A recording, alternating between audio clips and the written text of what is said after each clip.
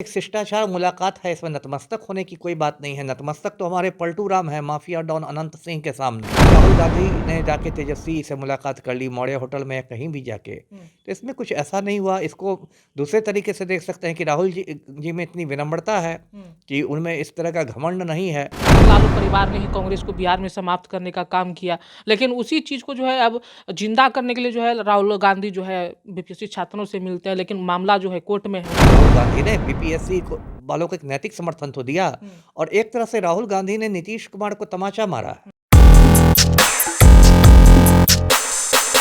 नमस्कार, मेरा नाम प्रिंस मिश्रा है और आप निष्कर्ष भारत देख रहे हैं। नए साल के आगाज के तुरंत बाद ही जो है राहुल गांधी कल बिहार पहुंचे थे। बिहार में उनका पहला कल आगमन था। आगमन होते ही जो है लालू प्रसाद यादव से मिलने पहुंचते हैं। उसके बाद जो है राजनीतिक गलियारों में जो है चर्चाएं होने लगती है कि राहुल गांधी जो है लालू परिवार के आगे जो है नतमस्तक हो गए हैं। ऐसे में जो है हम लोग सीधी बातचीत करेंगे। पूर्व IPS हैं अमिताभ दास सर, कैसे देख रहे हैं सर? लोग कह रहे हैं कि जो है राहुल गांधी नतमस्तक हो गए हैं लालू परिवार के आगे। नहीं, नहीं, नतमस्तक होने की कोई बात नहीं है। लालू जी ये राहुल गांधी आए थे और लालू के घर गए थे, लंच पर गए थे, भोजन पर गए थे। सबको पता है कि राजद जो है वो एक मतलब घटक दल है, जो इंडिया गठबंधन है उसका एक घटक दल है राजद।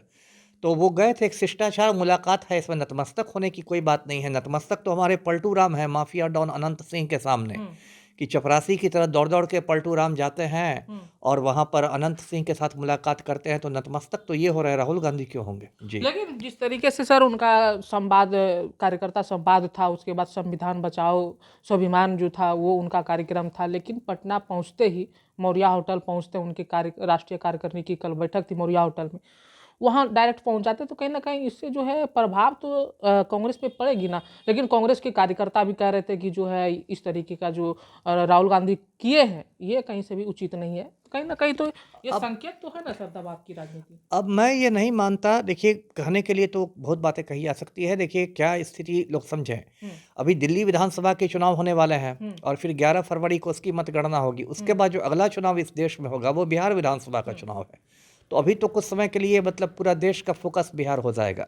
तो उसमें यदि राहुल गांधी ने जाके तेजस्वी से मुलाकात कर ली, मौर्य होटल में या कहीं भी जाके, तो इसमें कुछ ऐसा नहीं हुआ। इसको दूसरे तरीके से देख सकते हैं कि राहुल जी में इतनी विनम्रता है कि उनमें इस तरह का घमंड नहीं है, अहंकार नहीं है कि मैं विपक्ष का नेता हूं और मेरे पास 100 से ज़्यादा सांसद हैं और मेरे परिवार में इतने प्रधानमंत्री हो चुके हैं।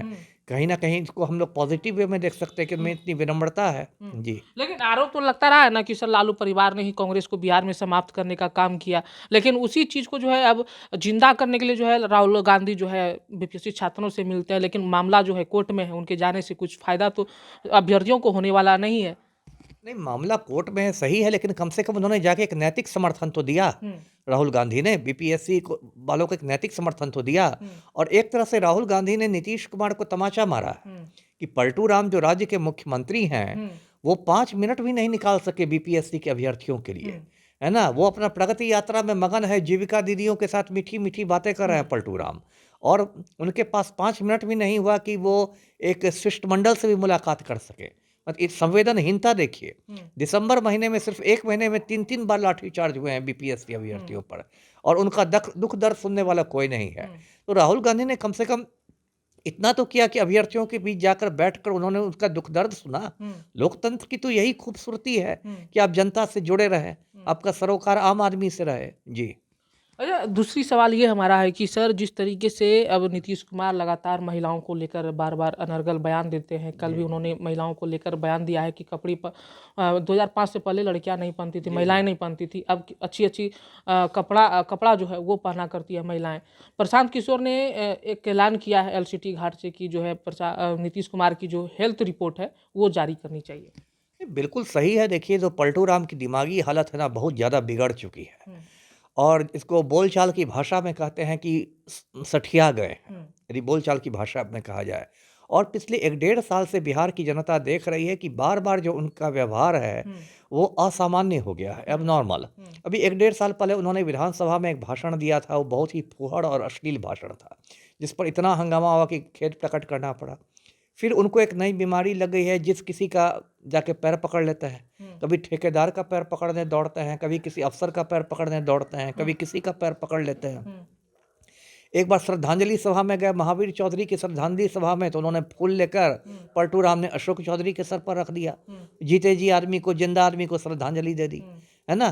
और अभी जो आप लेटेस्ट बात कर रहे हैं, कल बेगूसराय में गए तो बोलते हैं पलटू राम की 2005 के पहले कोई लड़की कपड़ा पहनती थी जी, अब देखिए सब पहनती है, कितना बढ़िया लगता है। अब इस पर पूरा हिंदुस्तान हंस रहा है, अपनी तो इज्जत इनकी जा ही रही है, पूरे बिहार की इज्जत को डुबा रहे हैं। तो देखिए प्रशांत किशोर ने मांग की है कि भाई इनके दिमागी जांच हो और उसकी रिपोर्ट को सार्वजनिक किया जाए। अब वो कह रहे हैं कि मैं आरटीआई डालूंगा, सूचना के अधिकार में पूछूंगा। तो देखिए उम्र का तो असर होता है व्यक्ति पर। अब मैं डॉक्टर तो नहीं हूँ, लेकिन मेरे डॉक्टर मित्र बताते हैं कि नीतीश कुमार को संन्यास लेना चाहिए। एकदम संन्यास, अब नहीं लेंगे तो कब लेंगे।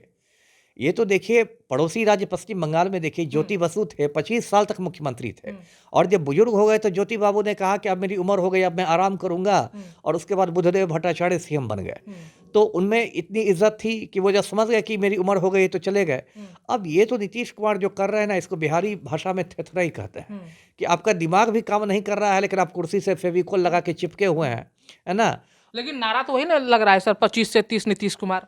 अब नारा बनाने वाले कुछ नारा बना देंगे। मोदी जी का नारा था अब की बार 400 पार, और मोहम्मद के नीचे अटक गए, है ना। नारा बनाने वाले तो कुछ नारा बना देंगे ना। लेकिन बिहार की राजनीति तो नीतीश कुमार के मतलब संरक्षण में होगा ना। ये कोई थोड़ा ही है कि उन्हीं के मतलब हो। उनकी पार्टी क्या है, तीसरे नंबर की पार्टी है। मैं दर्शकों को बता दूं, जदयू पार्टी जो है वो बिहार में तीसरे नंबर की पार्टी है ना। ऐसा नहीं कि नीतीश कुमार का बहुत ज़्यादा जनादेश है। अब वो तो देखिए तिकड़म करके, अब पलटी मार के, कभी इधर कभी उधर करके वो कुर्सी से चिपके हुए हैं, लेकिन ऐसा नहीं कि बिहार की राजनीति की वो धुरी है जी। तो ये थे हमारे साथ अमिताभ दास, जिनको आप सुन रहे थे। ऐसे ही तमाम खबरों के लिए हमारे साथ बने रहिएगा, देखते रहिएगा निष्कर्ष भारत। तब तक के लिए धन्यवाद।